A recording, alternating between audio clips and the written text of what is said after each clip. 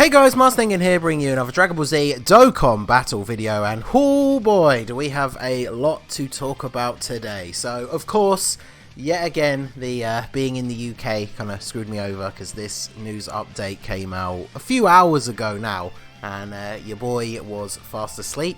So, of course, I am recording this as soon as I got up to try and put together all of this information, because one small thing in the news potentially heralds the arrival of a ton of stuff. So in the news today we have this update saying that a new stage is being added to the Beerus Dokkan event. So this 100% confirms what a lot of us already suspected, is that Beerus is going to be the next banner that drops on Global, and it should drop sometime within the next few days. So at the time of recording, it is Thursday.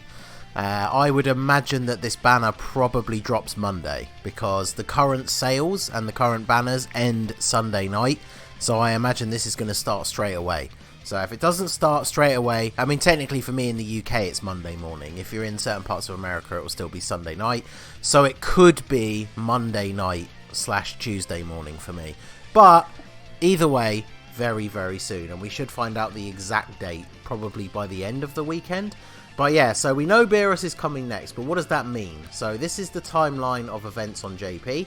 Now you'll notice, as we've talked about, they did do the exact same thing they did last year. This is all the 5-year stuff on JP, and then here's the Beerus stuff. So just like with Kid Goku and the 4-year anniversary last year, this banner came after the 5th year for JP, but it is coming before the 5th year for Global. Now, Kid Goku last year, I think it was a bit of a different situation, because Kid Goku's not that great. Like, he's a very good unit, but his team's not amazing. He's not like a top pick for some of the other teams that he's on. Like, if you're running a Goku family or even a Pure Saiyans team, there's a lot of other top tier picks that you'd probably choose before Kid Goku.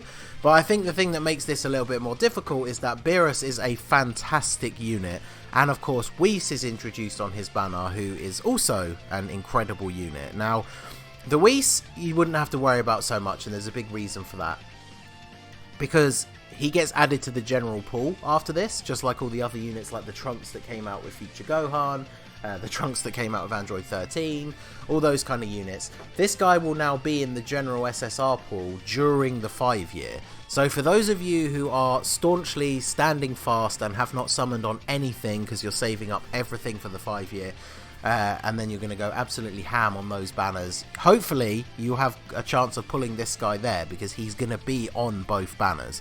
So with the amount of stones they give out, the amount of stones you guys have probably saved, tickets and stuff like that, there is a decent chance that you might get to pull this guy during the 5-year. But bear in mind, of course, the general pool is literally every other unfeatured SSR. So even if you drop like 3,000 stones during the 5-year, you might not pull a copy of this guy. But the good thing is that the potential is there, so that's going to be very interesting. So we're going to have a quick look at the units. I'm not going to go into huge detail because I will do a separate video, but this is the Beerus. So he's got a new category, Explosion of Anger, which is kind of, I feel like this is another one that, along with Revenge, kind of started this trend of people being very disappointed with categories, because it's a bit weird. I won't look at it in detail now, because we'll do that in Beerus' separate video. But he's also a Realm of Gods leader. Yeah, another one.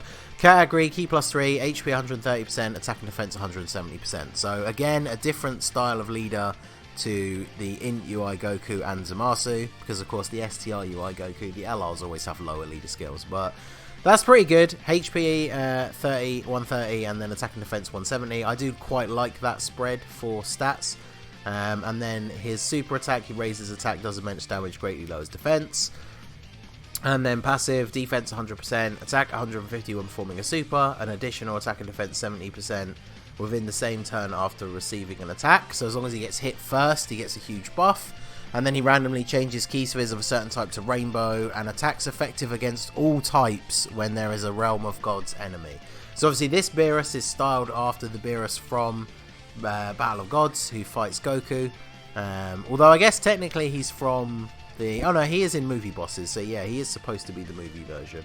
Although I think all Beeruses are just in there anyway. There's a weird thing with the God Gokus and the Beeruses from Battle of Gods, because like the LR God Goku is the one from Super, so he's not like a movie hero, so it's very weird. But Yeah, against the Realm of Gods enemy. So, for example, the last couple of stages of the Legendary Goku event, getting easy key, which helps out everyone else on the rotation. Attacks effective against all types, very, very good. And then he has an active skill as well. So it can be activated when HP is 70% or less starting from the 4th turn. And it gives him attack and defense 50%, attacks effective against all types, and attacks guaranteed to hit for 1 turn. So that's pretty weird for me that he has that guaranteed to hit for 1 turn as part of his active skill. Because obviously he's already got the super effective against all types when there's a Realm of Gods enemy, and the only time you're going to need to use this active skill realistically is against INT UI Goku, where he would already have attacks effective against all types. So it's weird that they've put those two things together. But when you're not fighting a Realm of Gods enemy, this is obviously incredibly useful because the attacks effective against all types is the most important part, and then the guaranteed to hit doesn't really come into effect. But as we know from units like B-Pan that give buffs as part of their active skill, like if you have this guy fully built up on a turn with support units and then you use this active skill, like if you remember when he came out on JP, like there's videos of him hitting like 9 million attack stats and stuff. Like this guy's absolutely ridiculous. So this is why I say it's very different to the Kid Goku situation, because I feel like this is a unit that is actually worth pulling for. And then of course on his banner there should be the return of STR Cooler, but again I'm going to do a more detailed video about his banner, so we don't have that up here just yet. So then we have the Whis. So this Whis is incredible as well. He's got a Master and Disciple Leader skill that no one really cares about that too much. Supreme damage to the enemy, lowers attack and defense and seals super attack. So like lowers attack and seals supers, super awesome for Super Battle Road. That's really, really good. And then attack and defense 100%, which is decent. Great chance of evading enemies' attacks, which is 70%. And that's just built in. That doesn't change. It's just 70% all the time. Chance to dodge. Additional 50% defense with each attack evaded within the same turn. So this is where he can become insane. Like on Super Battle Road, if you put him in a slot where there's like 4 attacks, if he dodges the first like 3, he's buffed his defense by half 3 times. And that stacks on top of each other. So by the time he then does take that 4th hit, his defense will be so ridiculously high, he'll probably take double-digit damage. So he is crazy. Like he is, when he comes out, he becomes probably one of the best unfeatured units in the game. So he's very, very good. Then he also gives all allies attack plus 50% and recovers 10% HP at the end of the turn when there is an ally whose name includes Beerus excluded, attacking in the same turn. So obviously he's designed to be run alongside Beerus. So think about how crazy this is, like with how good that physical Beerus is, and then you run this Whis on the rotation with him, he's giving him another 50% attack, and you get a little bit of a heal as well. So these two units are incredibly good. If you pull both of them, like you can make a pretty insane Realm of Gods run on most events. And of course Global already has LRUI Goku, so you put LRUI Goku in that team as well, and oh boy, that's a lot of big damage. So the other thing that gets that comes along is the renewal of the story event, which is here. So that was the other thing in the news. So this story event's getting upgraded. This is the Goku that we have at the moment, awakens from a base form Goku, and that was all Global had. So with the update of this event, it kind of follows the events from the movie. So we haven't had a card that does this yet. So he awakens to Super Saiyan God, and then he awakens again back to Super Saiyan. So this is obviously the Goku fighting Beerus right at the end of the fight, where he is back to being a Super Saiyan but still has like the god power absorbed within him. And see, he's not on Movie Heroes, so it does seem like this is geared around the super version, even though the actual physical Beerus is on Movie Bosses. So it's interesting because it means once he's fully awakened, he's a Super Saiyan and he's a Realm of Gods leader and is on the Realm of Gods team. I guess kind of like the AGL transforming Goku, except this guy never transforms. So he's on the Realm of Gods team, but he's a Super Saiyan all the time. So kind of interesting. I mean, he's not terrible. Decent free-to-play unit. Obviously works best against Realm of Gods enemies. I probably won't put orbs into him, so I probably won't do a video on him, but it's a very interesting one.